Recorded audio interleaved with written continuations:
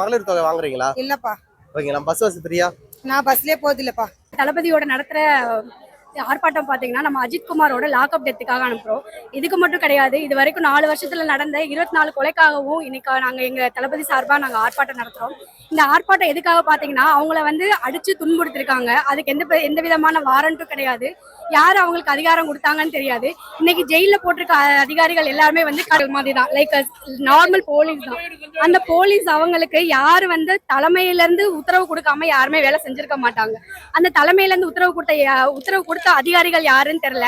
அதே மாதிரி அந்த போலீஸ் ஸ்டேஷனுக்கு ஒரு கட்சி கொடி கட்டின கார் வந்தது. அந்த கார் யாரோடதுன்னு இது வரைக்கும் தெரியாது.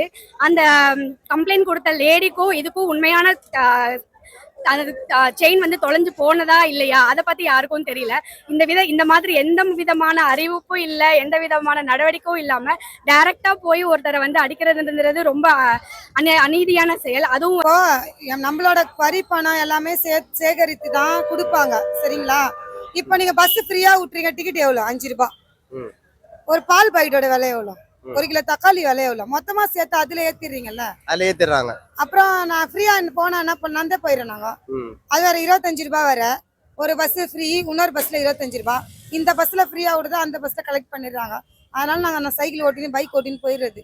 அங்க கொடுக்குற 25 ரூபாய்க்கு 50 ரூபாய் பெட்ரோல் போட்டுன்னு 10 வாட்டி போயிட்டு வந்து. ஓகேக்கா, இப்ப விஜய் அண்ணன் இந்த வீடியோ பாத்துட்டு இருக்கான்னு வச்சுங்களேன், அவருக்கு என்ன சொல்ல விரும்புறீங்க? என் அண்ணனுக்கு நான் சொல்ல வர்றது என்னன்னா, அப்பத்துல இருந்து இப்ப வரைக்குமே தளபதி அண்ணா எல்லாருக்கும் நல்லது செய்யணும்ன்ற எண்ணத்தோட தான் இருக்காங்க. இனிமேலாம் அந்த எண்ணம் மாறாதுன்ற நம்பிக்கை எங்களுக்கு இருக்கு. இப்ப நாங்க ரொம்ப சுதந்திரமா இருக்கோம், நிம்மதியா இருக்கோம். அண்ணன் வரணும்ன்ற ஆசையில இருக்கோம். அண்ணன் எங்களுக்கு எப்பவுமே மத்தவங்க மாதிரி இல்லாம எங்களை இன்னும் மேலும் மேலும் பெண்களை நல்லா பார்த்துக்கணும். எங்களுக்காகவே அந்த அண்ணன் கடைசி வரைக்கும் இருக்கணும். அவங்களுக்காகவே நாங்க இந்த கட்சியிலே இப்ப நடக்கிற ஆட்சி பாத்தீங்கன்னா அவர் கால் பண்ணி அவங்க அம்மாக்கு மட்டும் நம்ம முதல்வர் இப்ப இருக்க முதல்வர் சொல்லியிருக்காரு சாரின்னு. இதுக்கு முன்னாடி நடந்த 23 கொலைக்கு அவர் கால் பண்ணி சொல்லுவாரா சாரி அம்மான்னு? அந்த சாரிக்கு பின்னாடி இருக்க தப்ப கண்டு கேட்கறத விட்டுட்டு இன்னைக்கு சாரி மட்டும் சொன்னா போதுமா? அந்த மாதிரி தப்பெல்லாம் கண்டு கேட்கறதுக்கு தான் 2026ல எங்க தளபதி ஆட்சி தான் நடக்கும். அவருக்கு சப்போர்ட் பண்றதுக்கு தான் நாங்க எல்லாரும் வந்திருக்கோம். அவருக்கு மட்டும் இல்ல, எங்களை மாதிரி இருக்க பெண்களுக்கும் சரி, இந்த பாதிக்கப்பட்ட குழந்தைங்களை, பாதிக்கப்பட்ட இறந்த பெண்கள், அதாவது குழந்தைங்கள், அதாவது அவங்க அம்மாவோட குழந்தைங்களை அவங்களுக்கும் நாங்க ஆறுதல் செய்யறதுக்காக தான், அவங்களோட சேர்ந்து போராடுறதுக்காக தான் நாங்க இங்க வந்திருக்கோம். திருமாவளவன் பற்றி உங்க கருத்து என்னக்கா?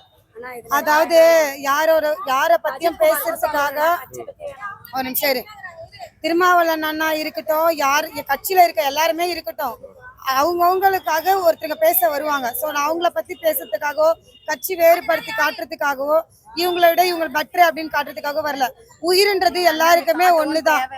அந்த உயிரை மதிச்சு அந்த உயிருக்காக போராட நாங்க வந்திருக்கோம்.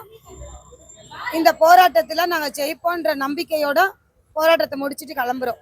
ஓகேக்கா.